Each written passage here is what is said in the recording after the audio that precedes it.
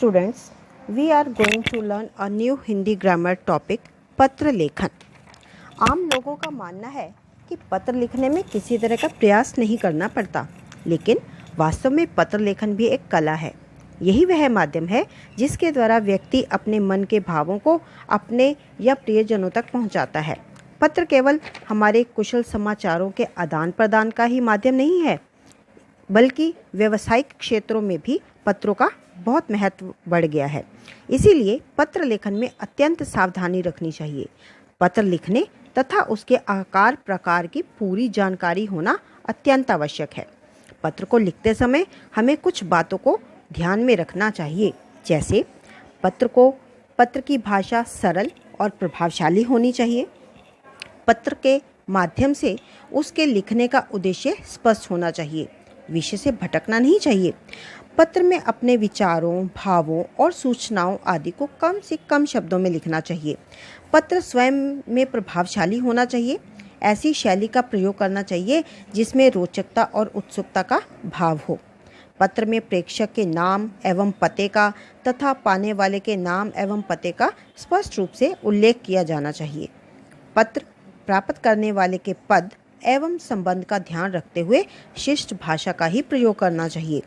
पत्र लिखने के पश्चात उसे पुनः अवश्य पढ़ लेना चाहिए, जिससे संतोष हो जाए कि जो हमने लिखा या लिख रहे हैं उस लिखने का उद्देश्य पूरा हो गया है या नहीं।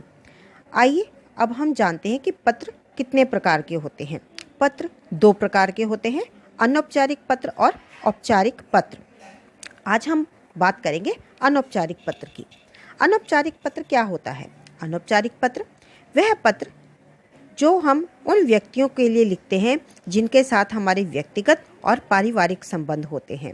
मित्रों, संबंधियों, परिवार के सदस्यों आदि को लिखे जाने वाले पत्र अनौपचारिक पत्र कहलाते हैं। आइए अब हम अनौपचारिक पत्र का प्रारूप देखते हैं। अनौपचारिक पत्र का प्रारूप लिखने के लिए सबसे पहले इसमें शीर्ष भाग आता है, फिर मुख्य मध्य भाग आता है, फिर अधोभाग आता है।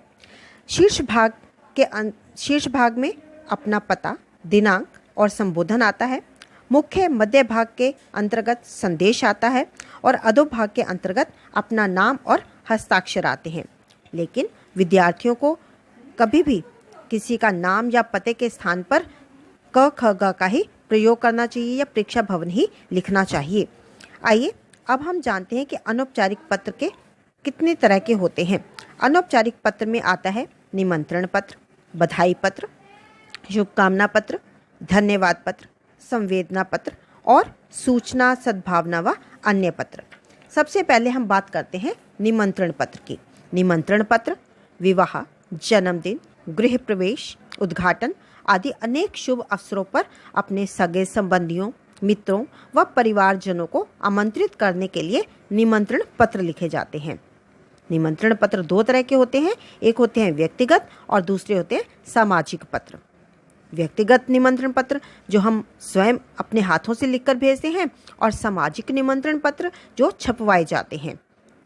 उदाहरण के लिए जैसे अपने जन्मदिन पर अपने चाचा जी को निमंत्रण पत्र भेजना या अपने मित्र को ग्रीष्मावकाश साथ बिताने के लिए निमंत्रण पत्र भेजना। नेक्स्ट अगली बात करते हैं हम बधाई पत्र की। किसी खुशी या सफलता पर अपने मित्र, संबंधी या परिचित को बधाई पत्र लिखे जाते हैं। बधाई पत्र बधाई की खुशी से शुरू होना चाहिए और शाबाशी या शुभकामना से ही समाप्त होना चाहिए। जैसे अपने छोटे भाई को दौड़ प्रतियोगिता में प्रथम आने पर बधाई पत्र लिखना या अपने मित्र को कक्षा में प्रथम आने पर बधाई पत्र लिखना। अब बात करते हैं शुभकामना पत्र की। अपने मित्र, संबंधी या परिचित को किसी शुभ अवसर पर शुभकामना पत्र लिखते हैं, जैसे दीपावली, होली या नववर्ष पर बधाई देना, शुभकामना देना। अपने मित्र को नववर्ष की शुभकामना देते हुए पत्र लिखना।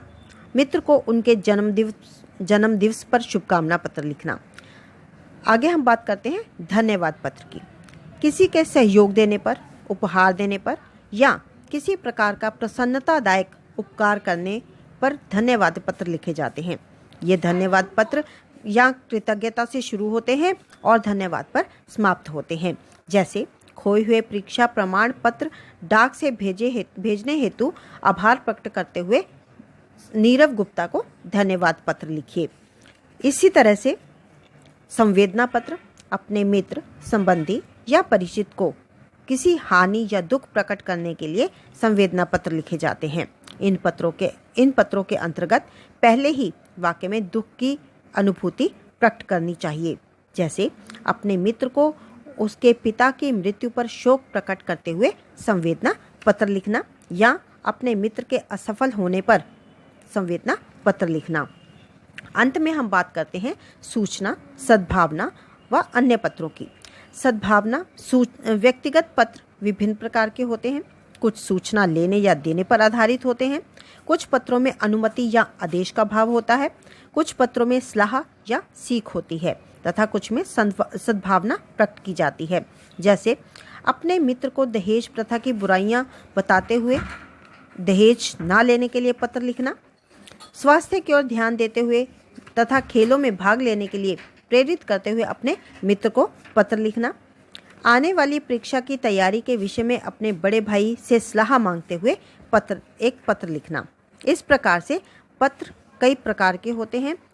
आशा करती हूँ कि आपको और अनौपचारिक पत्र के विषय में अच्छी तरह से समझ आ गया होगा।